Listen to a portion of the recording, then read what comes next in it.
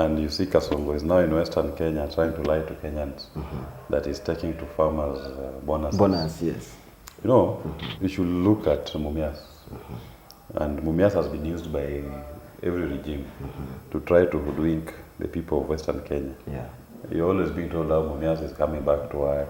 Yes. Mumias is going to operate. It's being revived. It's being revived, and it's the same conversation. And now they are saying they're going to give farmers bonuses of 150 million. Yes. In the entire Western region. I mean, he should even be ashamed of himself that he's talking of 150 million to a sector that supplies sugar to the entire country. Yeah. And people must note this, that Kenya is not a net producer of sugar. We import a lot of our sugar that we consume locally.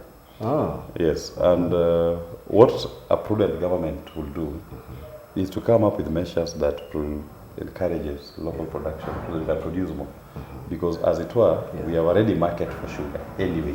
Yeah. The captive population of the people of Kenya can consume all the sugar that we produce. Yeah.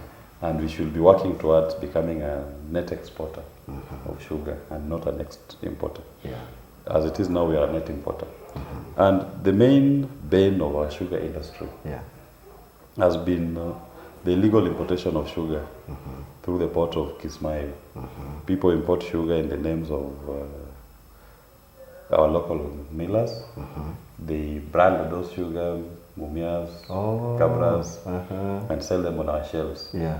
There are some sugar factories in the region. You know, some of my neighbors are sugarcane farmers. They also farm sugarcane. And there are some factories you will deliver sugar to the collection site. And they are only taking 5 tractors per day. Per day? And that is one of the largest millers in the country. When he is taking only 5 trackers in a day. Yeah. And it's one of the largest producers of sugar in the country. How about that? It tells you that where does he get his sugar that he processes? Of course, they turn those go downs into repackaging plants. Yeah. They've imported their sugar from abroad at a cheap price. They stock it there. Yeah. So coming out to collect sugar from the farmers is just a PR exercise to pretend. For formality. For formality, they pretend that they are actually buying sugarcane from the farmers. They're using the local sugarcane to mill. They are not. They are importing. So we should start by saying, number one, there is no sugar importation in this country. Yes. You limit it. And of course, I'm aware that we are under the Commerce Agreement that allows certain products, and sugar is one of them, that you will import from the Comesa region. Yeah. But our sugar imports are not even from the Comesa region. They are largely from Brazil and South America.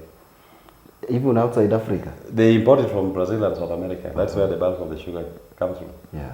And they land them here in Kismayo, then smuggle it into the country, package it into Mumias or Cabras or Chemelil or Sony sugar, and then they sell it as if it was locally produced. It's not. Yeah. So to revive the sugar industry, start by dealing with the question of importation of sugar. Then number 2, you go to the farmer. Yes. Because our farmers are hardworking.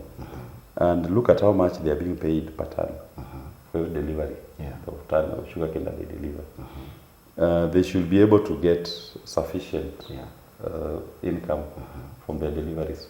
Look at how much you are costing fertilizer. Yeah. And then the variety of cane that is being planted. Yeah. Some of our cane matures at 24 months. That is 2 years. That is 2 years. And when there are varieties now available in the world that cane that can mature even in 9 months, 18 months is the average in Kenya. So we should be having fast maturing cane, and you train the farmers on good farm practices so they can be able to get their cane mature faster and they produce more. And what they're paid when they deliver to the factory, they are paid in time. Go to Chemelil Sugar. How much does Chemelil Sugar owe the farmers? Go to Sony Sugar. How much do they owe the farmers? Sugarcane farmers are owed a lot of money. It's running into billions of shillings. Then you go and try to launch 150 million Kenyan shillings as a bonus. Don't even give farmers bonus. Start by paying them what is owed to them. Clear all the outstanding debts. The ones which have been outstanding for more than 10 years still exist. 10 years? Over 10 years. Farmers in the sugar belt, how much farmer in the sugar belt? They are owed, some are owed more than 10 years back. Clear all those outstanding debts. Empower these farmers, train them, stop the illegal importation of sugar. if you are to import any sugar, it should be done purely by the sugar millers to cover the deficit. Yeah. And you only cover that deficit once you've optimized your production. Yeah. As it is now, the mills are not running every day. Yeah. The mills are always closed. But Kenyans are consuming sugar every day. There is no day Kenyans stopped consuming sugar. Yeah. They consume sugar on their breakfast tables every single day. And these sugars are branded from those millers. They are branded from those millers, but they're imported from abroad. Yeah. So it is the Brazilian farmer who is benefiting. Yeah. Then you come and tell us that you are giving us 150 million Yeah. as sugar bonus. That's nonsense. That's nothing. Yeah. Pay the farmers what is duly owed to them. Yeah. That is where we should start the conversation. Then you move to what is the hindrance, what is the handicap that is stopping our sugar sector from growing. Yeah. You start by stopping the illegal importation. Look at the variety of cane that farmers are using. Yeah. Encourage good farm practices. Okay? Yeah. Then let the farmer be paid the equivalent amount of his input. Yeah. Because you can't be paying us 6,000 per ton. Some companies are even paying 3,500 per ton. Per ton. And this amount has been there since 2012 Yes. to date. And we've had inflation. Yes. So the farmers are not getting value for their money. Yeah. And that is what Kasongo cannot do. He prefers to go, carry a panga, Yeah. and then pretend to be launching a farmer's bonus. Yes. And then he expects us all to clap for him that Kasongo, you've done well. You've not done anything good. Yeah. You're actually hindering the sugar sector in this country. Yeah. And the sugar sector is collapsing while the Brazilian farmers are the ones benefiting. Yeah. Because they are the ones who are now supplying sugar in this country. Yeah. There is even importation of sugar cane. Forget even about sugar now. There is even importation of sugar cane. The cane The one that has not been processed. the drawn Yeah. is imported from Uganda into Kenya. Go to the border. You will be shocked at the trucks which are passing through Yeah. the border carrying sugar cane from Uganda into Kenya. Yet we have sugarcane that has not been taken from the So farmers. taken from the farmers are feeling the pain. And then even delays in paying them their money. Yeah. For the factories that are paying at the moment, you can even wait 2-3 months before you receive your payment. Yeah. When it should be paid within 7 days. Yeah. Because the sugar leaves the factory every day. Every day, yeah. It means it's being bought It is being bought every day. It's picked every day. And I've told you, sugar has a ready market, a captive market, already with the people of Kenya. Yeah. You are not saying that maybe the market is not buying. The market is buying the sugar. Yeah. So we need to stop this gaslighting of the people of Kenya. And if we want to change, we do it in a way that empowers the farmer. But of course, we're expecting too much from Kasongo. Yeah. That is the bane of Kasongo. That is who Kasongo is. Yeah. There's nothing he will do. Yeah. The trip to Western Kenya is a photo op. It has been used before Yeah. and is still being used as a photo op to prop Yeah. and take pictures and send to people in Nairobi to see, to lie to Kenyans that Kasongo is working. He's not working. He's actually diminishing the returns of our farmers. Yeah. Then there was the conversation in Nyanza when the former chairperson of the Kenya National Commission of Human Rights was being laid to rest. Yeah. And it's important that we say this loudly, fearlessly, and courageously. Yeah. There is no value in supporting a regime Yeah. that is abducting and killing our young people. Yeah. Rex Masai was killed. Denzel was killed. Yeah. Muiti was killed. Yeah. Bensley Kamau was killed. And 60 other Kenyans were killed by this regime. Yeah. What is this thing about that you're working for in government, you're now in government, that now you forget about those who've been unfairly targeted and killed? Yeah. People have been abducted in this country. We are not getting justice. We are not getting accountability. And then if somebody speaks, they try to say that, oh, we are in government, we should not speak. Yes. This is nonsense. And the members of ODM and even the local community, they should be able to demand better of their leaders. Yeah. Nobody is elected there to go and serve his personal interests. And this gaslighting, this is not our fight. So that Rex Masai, whose father was a Luo, he's not, that's how low blood flowing in his veins. That Denzel from Kanjira, Denzel Omondi, quantity surveyor graduate, who is now lying 6 feet under. Is he not from Kanjira in Karachuonyo? Is he not a Luo? And the people who killed him to date have never been brought to book. The people who abducted him to date have never been brought to book. The people who abducted Joshua Okayo, is that not a Luo? He is a Luo. So we should not be gaslit that now at you're in government. Which government are you in? And no tribe is in government. Individuals are the government. And it's individuals who are gaslighting you. Yeah. These individuals are the ones benefiting. We want a country that works for everybody. Yeah. It works for everybody, that the rule of law is respected, the rights in the constitution are upheld, and people have a fair opportunity to be liberated. Right now, go to the entire region of Nyanza. Yeah. You'll find there is no money in circulation. They are feeling the economic pain. There are so many young law graduates who finish school, cannot get jobs commensurate to their qualifications. Yeah. And it's across the country. Some can't even go to school because some cannot afford school fees. Yes. They are at home. Many don't report to universities.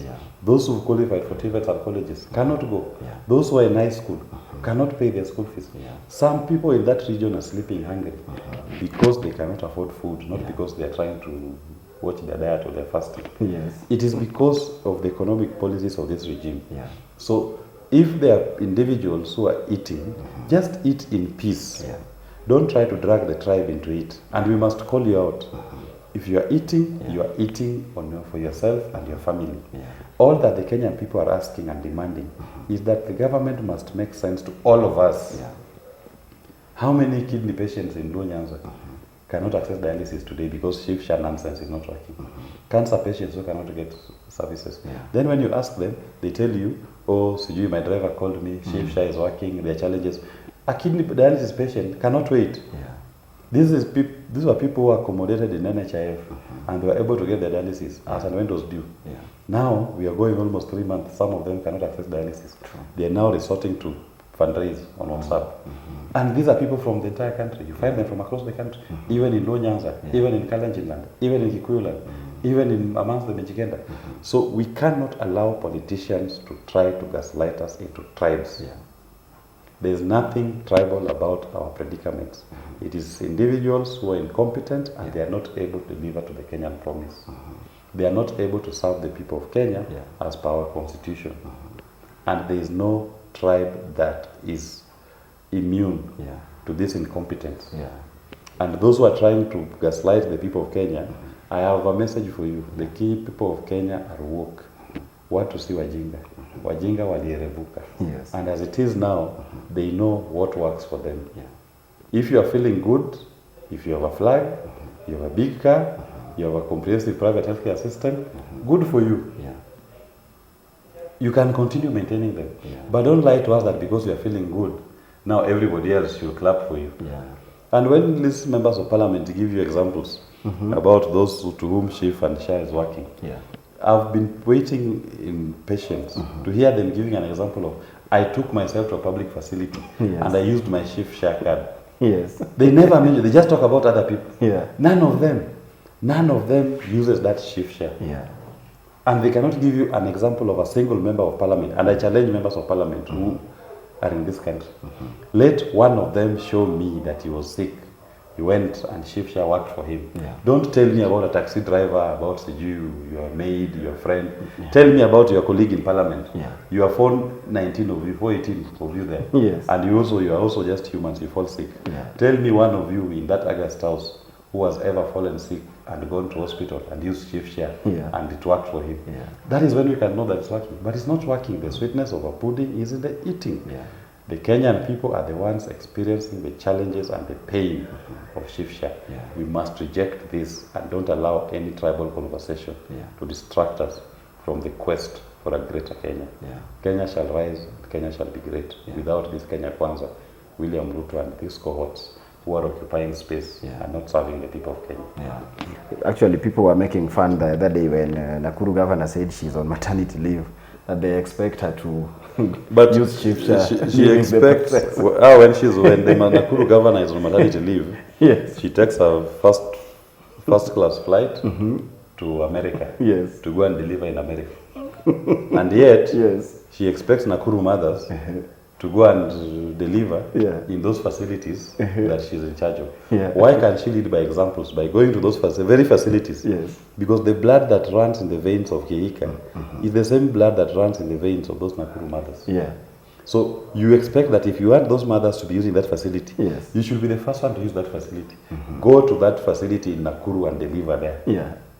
After delivery, you can take your holiday in America. But why is it that when it comes to delivery, you deserve a better service in the US, paid for by taxpayers' money, and yet your people in Nakuru, then you condemn them to facilities which are now derelict, which have been run down. That is where ordinary folks are supposed to deliver. But you think you're Amdos, your delivery should be done in America. No, this is cheating the people of Kenya, and Kenyans should call them out. Let public officials go to public facilities where they expect the rest of Kenyans to go to. And let them all go there. And if the standard is that them, when they are sick, they are flown out of the country, then apply it to everybody. Let everybody be flown out of the country and receive the same quality of care that you are receiving when you are out there. You cannot just be coming here for purpose of extraction, to take away our money. And then when it comes to your care, you pursue it elsewhere. Why don't you do it here in Kenya? I expect to see members of parliament led by the speaker, Wetangula, at Kenyatta National Hospital, receiving care there and paying for that service using shift share. It cannot be that when they are sick, they are flown out of the country. Are these not Kenyans? Or are they superior Kenyans? There's nothing special about these people. They are just you and I. There's nothing special about them. And the pain that you feel when you are pinched is the same pain they also feel when you are pinched. They are pinched. The pain you feel when you are sick is the same pain they feel when they are sick. So why should we have differential treatment in this country? So if it works, let it work for everybody. And we cannot have a certain class of citizens who to them, their care is private hospitals or they are being flown abroad. Everybody should use these public facilities. As long as you are earning from public offers. Exactly. And still in Nakuru County, we also saw human rights activist Ray, that is Richard Otieno, who was actually axed to death the other day. And he has been at the forefront of the Gen Z revolution and, criticizing the government and all that. And that has now even started to instill fear among the Gen Zs who have been spearheading this kind of revolution. The people of Kenya and the Gen Z should not fear. These are the kicks of a dying horse. Every regime that is oppressive has gone through this format. They're using the same template. Assad even bombed people in his own country. When the time came, Assad left. He is now living in exile. He used bombs even to bomb his own people. So this should not scare anybody. Those of us, or those of you who will remain, will make sure that you liberate this country. And you make sure that the Kenyan people get that which they deserve. It cannot be that fear is going to be sold to us. It is quite unfortunate that Richard Otieno had to meet his death in that very gruesome circumstance. But the best honor we can give to Richard as he lays in peace is to not relent, is to live true to the ideals for which Richard lived. And one thing about Richard which I admired most, Richard was a Luo, living in Molo, fighting for the rights of the people in Molo and the people of Kenya. He didn't care that he's not a native of Molo. The majority of those who are benefiting from his agitation are Kikuyus. And the Kikuyus did not, when he was killed, see that that was a Luo who has been killed. They saw it that that is a Kenyan who has been unfairly killed, and they went out on the streets demanding for justice for Richard. Because they know that Richard was a Kenyan fighting for the Kenyan people. They did not see Richard as a Luo fighting for a Luo cause. So these other characters trying to make this about Luos and Kikuyus and Kalenjins and whatever, that is bullshit. Where are they then if they want to do that tribal arithmetic of theirs? Where is their outrage when a Luo is killed in Molo? Why can they even demand for justice? Where is their outrage when the Bipendo is killed and the policeman cannot take plea? Where is their outrage when Rex Masai is killed? Where is their outrage when Denzel Omondi is killed, abducted and then killed? This outrage is fake. The outrage only comes when it comes to try to gaslight Kenyans and to incite Kenyans along tribal lines. We must reject this. We must live true to what Richard lived true to. Richard did not see Kikuyus in Molo. He saw Kenyans in Molo. And the people in Molo, the Kikuyus in Molo, did not see a Luo agitating for them. They saw a Kenyan fighting for a better Kenya. That is what we all must stand for. A country that serves all of us, irrespective of our tribe, irrespective of our races, irrespective of our levels of education. Any point when you start differentiating people on tribe, on race, on wealth, then you create an unequal society. And that is what these politicians know. They only know about how to divide us And the easiest way to divide Kenyans is normally through tribe. Take everybody back to the tribal cocoon, then we don't focus on the national agenda. And the national agenda is the people's agenda to make this country a better country for all of us.